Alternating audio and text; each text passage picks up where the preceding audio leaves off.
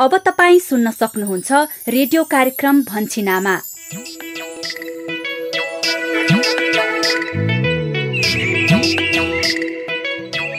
नमस्कार, रेडियो कार्यक्रम लहर भन्छिन आमाको नयाँ 190औं सारांश भागमा स्वागत गर्छु म यशोदा।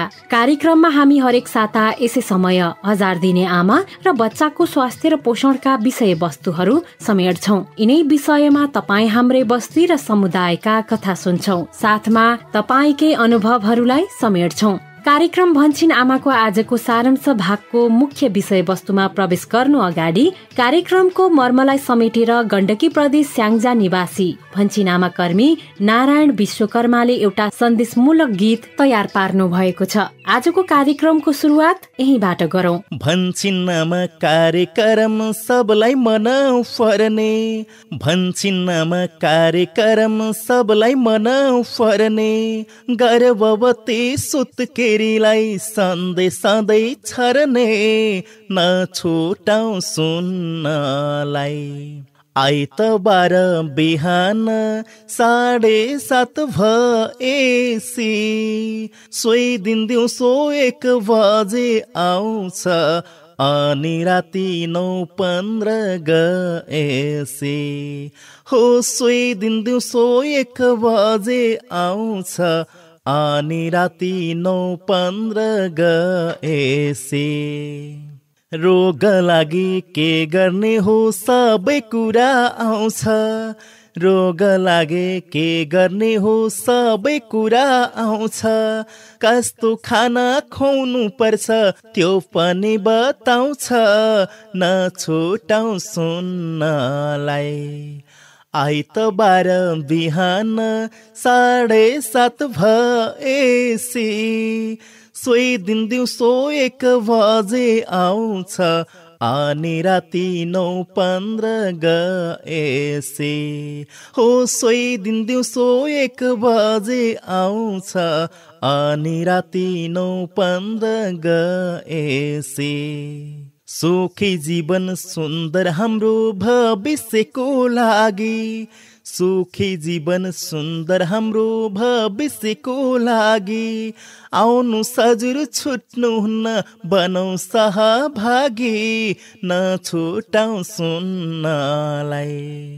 आइतबार बिहान 7:30 भएसी सोही दिन दिउँसो 1 बजे आउँछ, अनि राति 9:15 गएसी हो। सोही दिन दिउँसो 1 बजे आउँछ, अनि राति 9:15 गएसी। रेडियो नेपाल राष्ट्रिय नेटवर्कबाट हरेक शनिबार बिहान 8:15 बजे र देशभरिका 125 भन्दा बढी स्थानीय एफएम रेडियोहरूबाट हरेक आइतबार बिहान 7:30 बजेदेखि प्रत्यक्ष प्रसारण हुँदै आएको रेडियो कार्यक्रम लहर भन्छिन आमाले आमा र बच्चाको स्वास्थ्य र पोषण सम्बन्धी महत्वपूर्ण सूचना र सन्देश निरन्तर प्रसारण गर्दै आएको छ। कार्यक्रमको यही मर्मलाई समेटेर सन्देशमूलक रचना प्रस्तुत गर्नु भएकोमा गण्डकी प्रदेश स्याङ्जा निवासी भन्छिन आमा कर्मी नारायण विश्वकर्मा प्रति आभारी छौं। नछुटाऊ सुन्नलाई। अनि सहभागी श्रोता, तपाईका पनि कार्यक्रम सुनेर व्यवहार परिवर्तन गर्नुभएका अनुभवहरू छन् भने हामीलाई पठाउनुहोला। हामीलाई फोन गरेर आफ्ना सुझावहरू रेकर्ड गराउने नम्बर कार्यक्रमको अन्त्यमा भन्नेछौं। अब भने हामी कार्यक्रम भन्छिन आमाको आजको नियमित छलफलतिर लागौं। कार्यक्रम भन्छिन आमाको आजको 190औं सारांश भागमा हामी गएको करिब 2 महिना यता रेडियो कार्यक्रम लहर भन्छिन आमामा समेटिएका विषयवस्तु तथा मूलपानी गाउँको नाटक श्रृङ्खलाको सारा संक्षेप प्रस्तुत गर्नेछौं। आउनुहोस् अबको करिब आधा घण्टा सँगसँगै छलफल गरौं। श्रोता, गएको करिब 2 महिना यता हामीले भन्छिन आमाको 181 देखि 189औं भागसम्म गर्भ रहेदेखि बच्चा 2 वर्ष हुन्जेलसम्मको 1000 दिने अवधिका आमा र बच्चाको स्वास्थ्य र पोषणका विभिन्न सवालहरूमा छलफल गर्यौं। यसभित्र हामीले स्वास्थ्य र सरसफाईको सवालमा विभिन्न विषयहरू जस्तै खाना तयार गर्नु, खानु र बालबालिकालाई खानेकुरा खुवाउनु अघि साबुन पानीले हात धुनुको महत्व तथा फाइदा अनि आवश्यक र सही सही मात्रामा पोषणका लागि स्वस्थ र सफा खानाको महत्वका बारेमा छलफल गर्यौं। यसै गरी परिवार योजनाका सवालमा विभिन्न विषयहरू जस्तै परिवार योजनाका आधुनिक साधनको छनौटको अधिकार र दम्पति बीचको समझदारी, सुत्केरी अवस्थामा गर्भ रहन सक्ने सम्भावना र गर्भान्तरको महत्व अनि लामो समय काम गर्ने परिवार नियोजनका साधनको फाइदाका बारेमा पनि कुराकानी भयो। अनि पानी शुद्धिकरणको सवालमा असुरक्षित पानी पिउँदा स्वास्थ्यमा आउन सक्ने जोखिम र सफा देखिँदैमा पानी पिउनका लागि सुरक्षित हुँदैन भन्ने बारेमा चर्चा गर्यौं।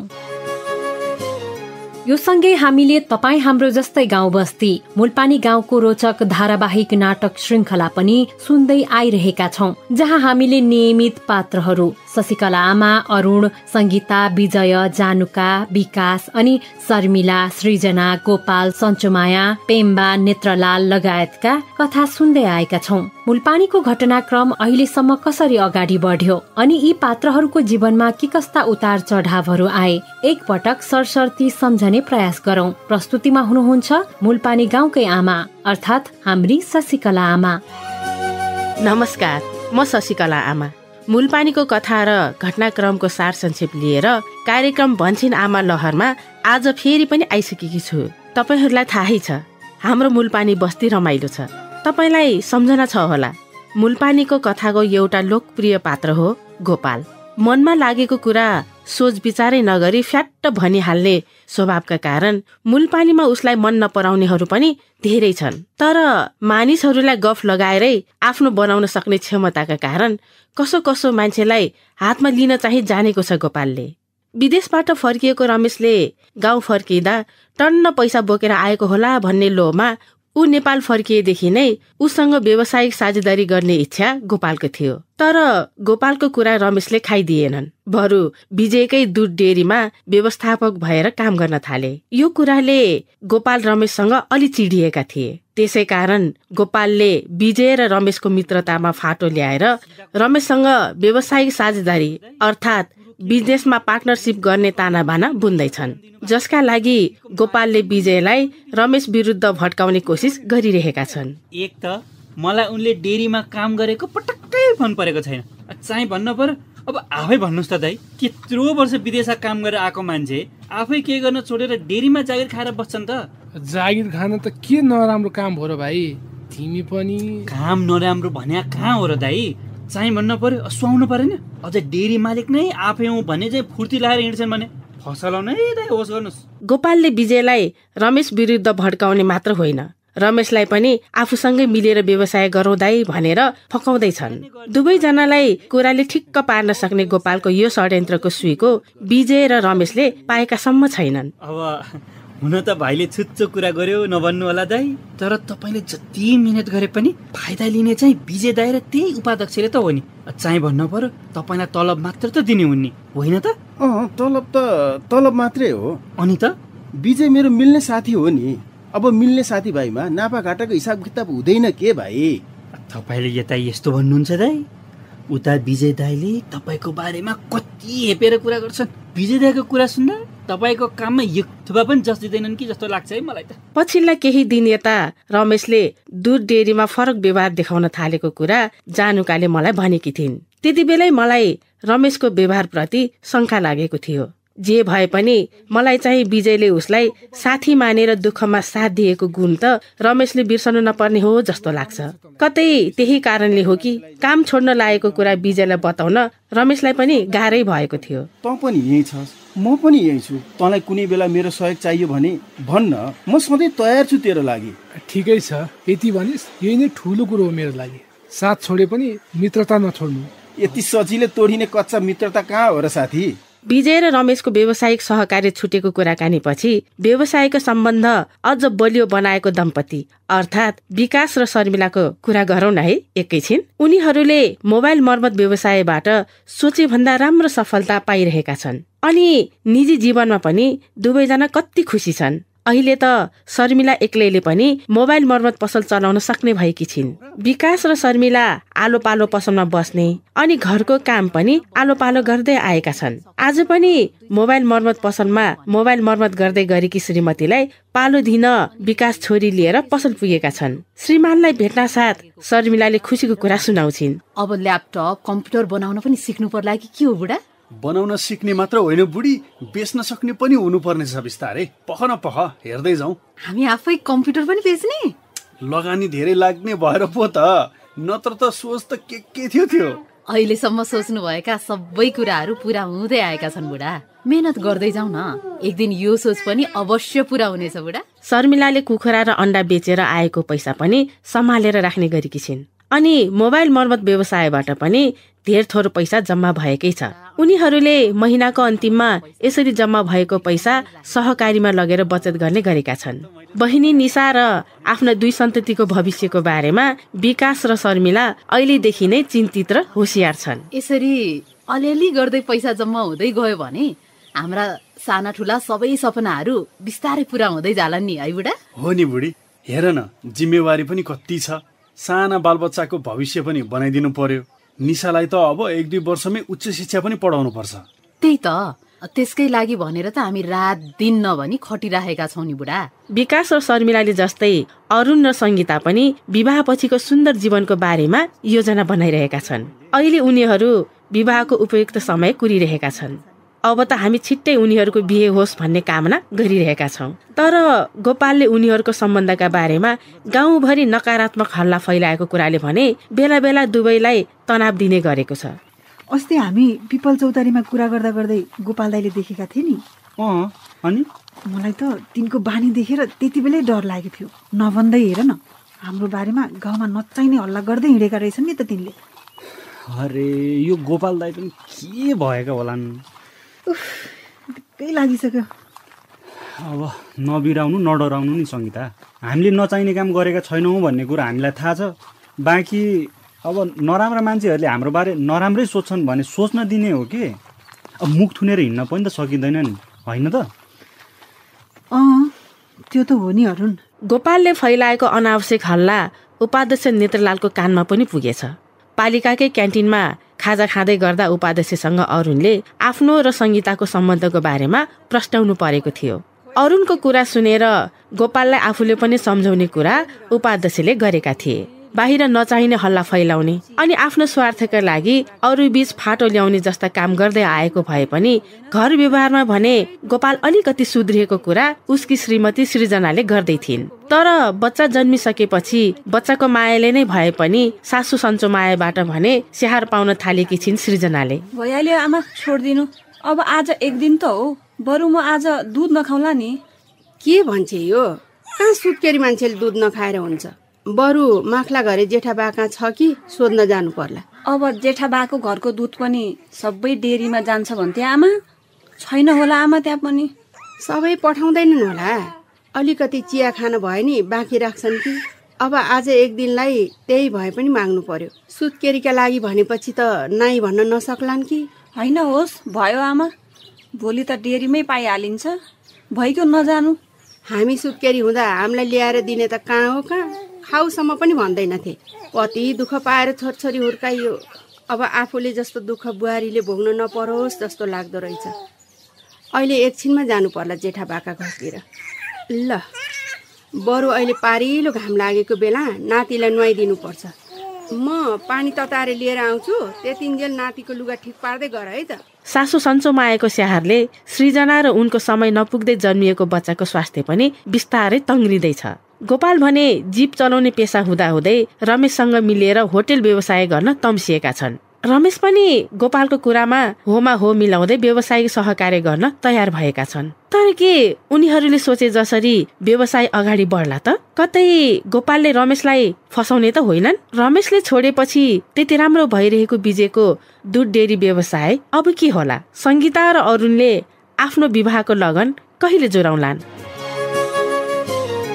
आजसम्म आइपुग्दा मूलपानीको कथामा यस्ता अरू पनि थुप्रै कौतूहलता छन्। आशा छ आगामी दिनमा यी कौतूहलताहरू मेटिँदै जानेछन्। साँच्चै कुराकानी गर्दा गर्दै तपाईहरूलाई एउटा खुसीको कुरा त सुनाउनै बिर्सेछु। स्वास्थ्य आमा समूहले गरेको मागको सुनवाई गर्दै अध्यक्ष मना आमाको पहलमा पालिकाले नयाँ एम्बुलेन्स किनेको छ नि। अब मूलपानीवासीलाई गाह्रो साह्रो पर्दा एम्बुलेन्स सेवा पाउने भए। यसले यहाँका गर्भवती, सुत्केरी लगायत हामी सबै समुदायको स्वास्थ्य सेवामा पहुँच सहज भएको छ। यो कुराले हामी सबै खुसी छौँ। हाम्रो मूलपानीमा आगामी दिनका घटनाक्रमहरू कसरी अगाडि बढ्छन् त जान्नका लागि भन्छिन आमामा मूलपानीको कथाका आगामी श्रृङ्खलाहरू सुन्न नछुटाउनुहोला। आजको लागि भने म शशिकला आमा बिदा भए। अर्को साता फेरि भेटौला। नमस्ते। यस बेला हामी रेडियो कार्यक्रम भन्छिन आमा सुनिरहेका छौँ। भन्छिन आमा, परिवारकै स्वास्थ्यका लागि।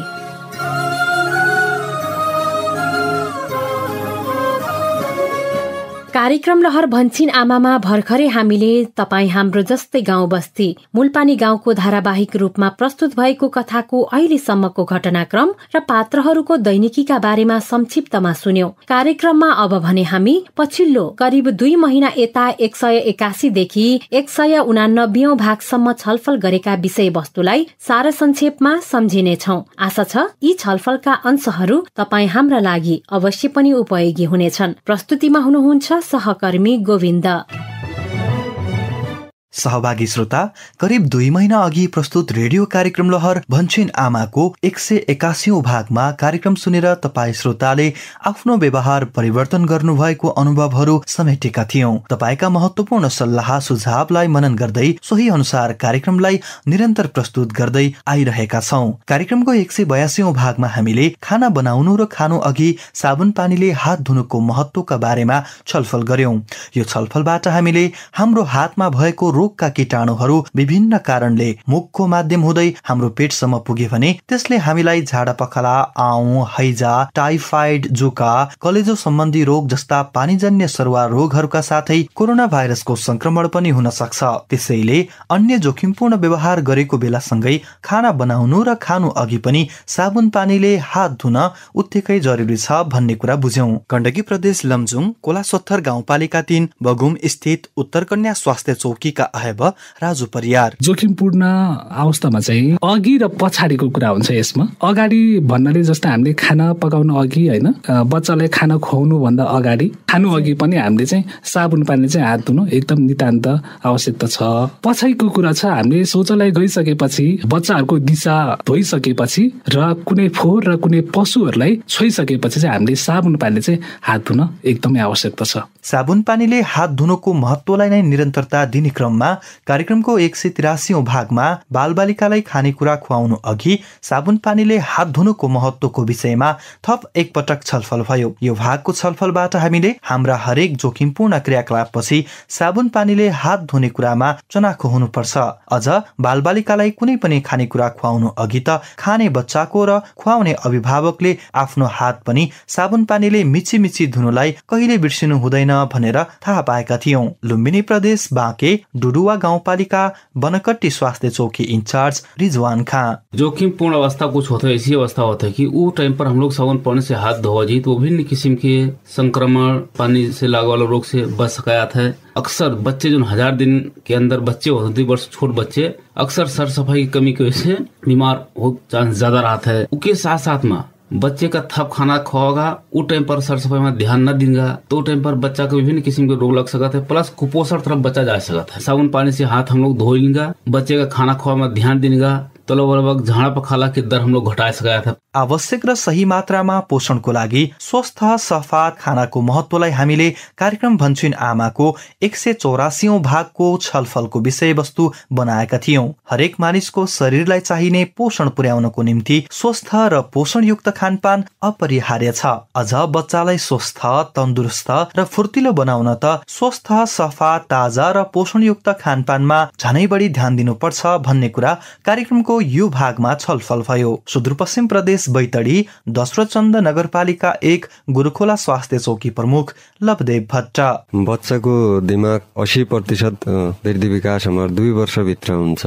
त हिसाबले अब बच्चा ठुलो भए पछाडि उले आफ्नो शिक्षा दीक्षा रेखदेख सबै कुरामा राम्रो उपलब्धि गरोस् भन्ने लेखा हामीले पेटैबेठी गर्भावस्थाबेठीले बच्चाको स्वास्थ्यमा ख्याल राखिपरे पोषणमा ध्यान दिनुपर्ने हुन्छ। बच्चाको पोषण, बच्चाको वृद्धि विकास र दिमाग विकासको लेखा स्वच्छ र सफा खानेकुरामा ध्यान दिनुपर्ने हुन्छ। स्वास्थ्य, सरसफाई र पोषण मात्र होइन, परिवार योजना पनि कार्यक्रम भन्छिन आमाको छलफलको मुख्य विषयवस्तुको रूपमा हामीले प्रस्तुत गर्दै आएका छौं। यही क्रममा कार्यक्रमको 150औं भागमा हामीले परिवार नियोजनको आधुनिक साधनको छनौटको अधिकार र दम्पति बीचको समझदारीको विषयलाई उठाएका थियौं।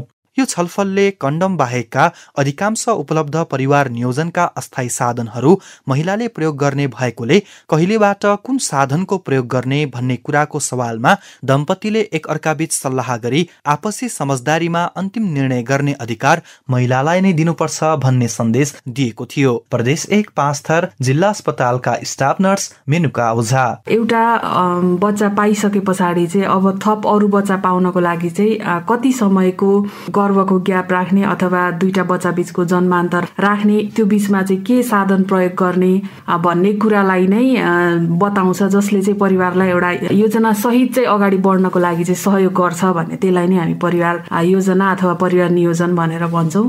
जसमा चाहिँ महिलाको सहभागिता एकदमै महत्त्वपूर्ण हुन जान्छ। किन भन्दाखेरि प्रजनन स्वास्थ्य भनेको एउटा महिला अधिकार पनि हो र उहाँले आफ्नो स्वास्थ्यको सेवा लिन को लागि चाहिँ महिला आफै नै चाहिँ पहिला कुरा सक्षम हुनु पर्यो, उहाँलाई चाहिँ जानकार हुनु पर्यो। यो कुरा चाहिँ उहाँको अधिकार पनि हुन जान्छ।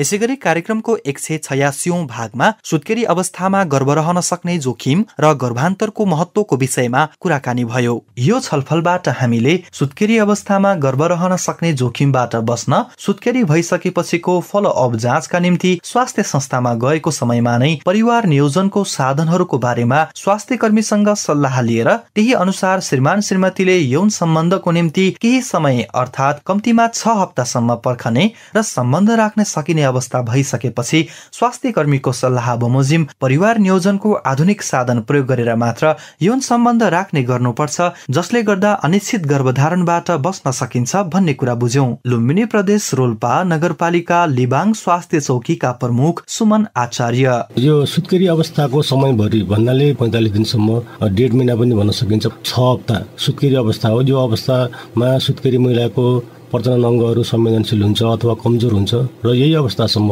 42-45 दिनसम्म चाहिँ यौन सम्पर्क गर्न हुँदैन। तपाईँहरूको अब सल्लाह गर्ने, दम्पतिले छलफल गर्ने कुन साधनहरू उपयुक्त हुन्छ त्यो छलफल गर्न सकिन्छ।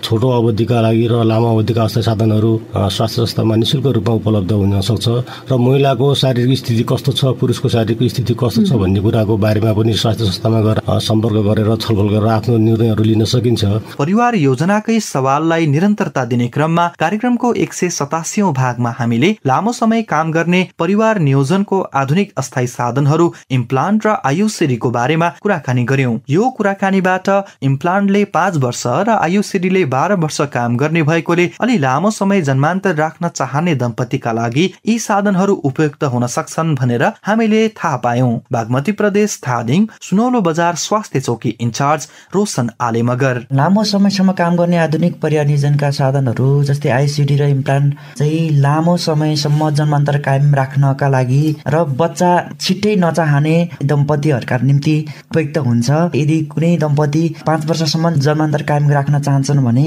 इम्प्लान्ट लगाउनका लागि उपयुक्त हुन्छ भने, यदि 12 वर्षसम्म जन्मान्तर कायम राख्न चाहनुहुन्छ भने उहाँले चाहिँ आइसिडी प्रयोग गर्दाखेरि राम्रो हुन्छ। यी इम्प्लान्ट र आइसिडीको फाइदा भनेको एकदम सजिलो र प्रभावकारी छ। एकचोटि लगाइसकेपछि 5 वर्ष इम्प्लान्ट र 12 वर्ष आइसिडीको ढुक्कसँग राख्न सकिन्छ, सुरक्षित छ, सजिलै निकाल्न सकिन्छ। यी साधनहरू एकपल्ट लगाइसकेपछि बीचमा दम्पतिले बच्चाको चाहना भयो अथवा बच्चा जन्माउन पर्यो भने त्यसलाई झिकेर अथवा निकालेर पुनः बच्चा जन्माउनका लागि चाहिँ सकिन्छ। परिवार योजनाका यी विविध सवालका छलफलपछि कार्यक्रमको 188औं भाग भने असुरक्षित पानी पिउँदा हुन सक्ने जोखिमको सवालमा केन्द्रित भयो। यो छलफलले धारा, कल, नलका, पम्प, ट्युबवेल, मुहान, खोला, कुवा जस्ता स्रोतबाट ल्याइएको पानी शुद्धिकरण नगरी सिधै पिउनाले झाडापखाला, आउँ, हैजा, जन्डिस, टाइफाइड, जुका, पोलियो लगायतका पानीजन्य सरुवा रोगहरू लाग्न सक्छ। त्यसैले पानीलाई शुद्धिकरण गरेर सुरक्षित बनाएर मात्र पिउनुपर्छ भन्ने कुरालाई जोड दिएको थियो। सुदूरपश्चिम प्रदेश बाजुरा स्थित जिल्ला अस्पतालका अहेबा प्रेम ऐडी असुरक्षित पानी पिउनाले विभिन्न खालका सरुवा रोगहरू जस्तै हैजा भयो, आउँ, रक्तमासी, पखाला, पोलियो, जुका पर्ने, चुर्ना पर्ने जस्ता रोगहरू चाहिँ लाग्न सक्छ। सुरक्षित पानीको महत्वकै सवाललाई निरन्तरता दिँदै गएको साता प्रस्तुत कार्यक्रम भन्छिन आमाको 189औं भागमा सफा देखिँदैमा पानी पिउनको लागि सुरक्षित हुँदैन भन्ने विषयमा छलफल भयो। यो छलफलबाट हामीले आँखाले झट्ट हेर्दा सफा देखिएको पानीमा पनि रोगका कीटाणुहरू हुन सक्ने भएकोले पानीलाई उमालेर वा फिल्टर गरेर शुद्धिकरण गरेर मात्र पिउनुपर्छ भन्ने कुरा बुझेका थियौं। लुम्बिनी प्रदेश पाल्पा प्रभास स्थित लुम्बिनी मेडिकल कलेजका डाक्टर तिलासन पाण्डे सफा देख्दैमा त्यो पानी चाहिँ पिउन योग्य चाहिँ हुँदैन। त्यसैले गर्दाखेरि यो अरू जुन सफा गराउने चाहिँ तरिकाहरू चाहिँ अप्लाई गर्नुपर्छ। आँखाले देख्न नसकिने कीटाणुहरू जस्तो भाइरसहरू भयो, ब्याक्टेरिया भयो, यो चिज चाहिँ त्यसबाट छानिएको चाहिँ हुँदैन। त्यसैले गर्दाखेरि चाहिँ शुद्धिकरण गर्नका लागि चाहिँ सबभन्दा राम्रो मेथड भनेको चाहिँ पानी उमाल्ने, त्यसबाट हाम्रो चाहिँ शुद्धिकरण हुन्छ। रेडियो कार्यक्रम लहर भन्छिन आमा आज 190औं भागसम्म आइपुग्दा हामीले 1000 दिने आमा र बच्चाका स्वास्थ्य र पोषणका सवालका यिनै विविध महत्वपूर्ण सवालमा छलफल गर्यौं। यो सँगै कोरोना भाइरस कोभिड-19 र यसबाट बस्ने उपायहरू, साबुन पानीले हात धुने, सेनिटाइजरको प्रयोग गर्ने, भौतिक दूरी कायम राख्ने, मास्कको समुचित प्रयोग गर्ने तथा आफ्नो पालो आएपछि कोभिड विरुद्धका खोपहरू लगाउने जस्ता सन्देशमूलक जानकारीहरू समेत निरन्तर दिइरह्यौं। आशा छ यी छलफलहरू तपाईका निम्ति पक्कै उपयोगी भए होलान्। कार्यक्रम भन्छिन आमाको 190औं भागमा आज हामीले गएको 2 महिना यता रेडियो कार्यक्रम लहर भन्छिन आमामा समेटिएका 1000 दिने आमा र बच्चाको स्वास्थ्य र पोषण सरसफाईसँग सम्बन्धित सवालमा भएका छलफल तथा मूलपानी गाउँको धारावाहिक नाटक श्रृंखलामा प्रस्तुत कथा वस्तुका सार संक्षेप सुन्यौं। आजको यो सारांश प्रस्तुतिले तपाईलाई रेडियो कार्यक्रम लहर भन्छिन आमामा गएको 2 महिना यता छलफल भएका विषयवस्तु र त्यसका सारांश सन्देश सम्झन पक्कै पनि मद्दत गर्यो होला भन्ने हाम्रो अपेक्षा छ। कार्यक्रम भन्छिन आमामा तपाई 1000 दिने आमा र बच्चाको स्वास्थ्य र पोषण बारे के कुरा सुन्न चाहनुहुन्छ वा कार्यक्रम सुनेर तपाईमा कुनै व्यवहार परिवर्तन गरेको अनुभव छ र रेडियो मार्फत सुनाउन चाहनुहुन्छ भने हामीलाई फोन गरेर भन्नुहोस् है। फोन गर्ने निशुल्क टेलिफोन नम्बरहरूको बारेमा यो जानकारी। रेडियो कार्यक्रम भन्छिन आमामा फोन गर्नका लागि तपाईको पैसा नपर्ने नम्बर हो एनटिसी फोनबाट 166001000457 र एनसेलबाट 9801571000। फोन नम्बर फेरि एकपटक एनटिसी फोनबाट 166001000457 र एनसेलबाट 9801571000। हामीलाई अहिले नै फोन गरेर आफ्ना कुरा रेकर्ड गराउनुहोस् है। कार्यक्रम भन्छिन आमा स्वास्थ्य तथा जनसंख्या मन्त्रालयको साझेदारीमा USAID को आर्थिक सहयोगमा सञ्चालित सुआहारा परियोजनाका निम्ति डिजिटल ब्रोडकास्ट इनिसिएटिभ इक्वल एक्सेसले निर्माण गरेको हो।